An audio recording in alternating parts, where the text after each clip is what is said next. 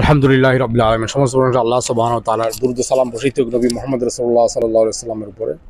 বিশেষ করে আমরা যখন দেখি অন্য কেউ পাপ কাজ করেছে বা তার পাপ প্রকাশ পেয়েছে, তখন আমরা খুবই উত্তেজিত হয়ে যাই। বিশেষ করে কোনো দাড়িওয়ালা, টুপিওয়ালা বা আল্লাহওয়ালা, আমরা বলে থাকি যে সে কেন এই পাপটা করলো, তার দ্বারা তো করা উচিত না। আমরা খুবই উত্তেজিত হয়ে যাই, মানে নিজের কথা চিন্তা না করে অন্যের পাপের ব্যাপারে আমরা খুবই উত্তেজিত। বিশেষ করে আমি তার বিপরীত, যদি কোনো আল্লাহওয়ালা আলেম বা দিনের দায়ী যে কোনো হোক মুসলমান, ভালো মুসলমান যদি কোনো পাপ কাজ করে থাকে, তা আমি চিন্তায় পড়ে যাই। আমি চিন্তা করলাম যে সে তো সারাটা জীবন তার ইসলামের পথে ব্যয় করে কোরআন হাদিসের উপর সে অবিচল থাকার পরও তার দ্বারা ভুল হতে পারে, আর আমি সারাটা জীবন কোরআন হাদিস থেকে দূরে, আল্লাহর হুকুম থেকে দূরে, তাহলে আমার কি অবস্থা হতে পারে? একটু চিন্তা ফিকির করা দরকার। তো প্রত্যেকে তার পাপের উপর চিন্তা ফিকির করা দরকার, এবং সে তার পাপের উপর উত্তেজিত হওয়া উচিত, এবং সে চিন্তা করা উচিত যে আসলে আসলে আমার নিজের প্রতি মনোযোগী হওয়া উচিত, আমাকে শুধরানো উচিত, আমার সংশোধন হওয়া উচিত।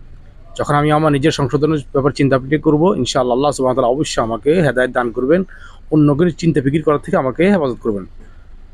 আল্লাহ সুবহানাহু ওয়া তাআলা আমাদেরকে এই কথাগুলোর উপর আমল করার তৌফিক দান করুন। ওয়া মা তৌফিক ইল্লা বিল্লাহ। আসসালামু আলাইকুম ওয়া রাহমাতুল্লাহ।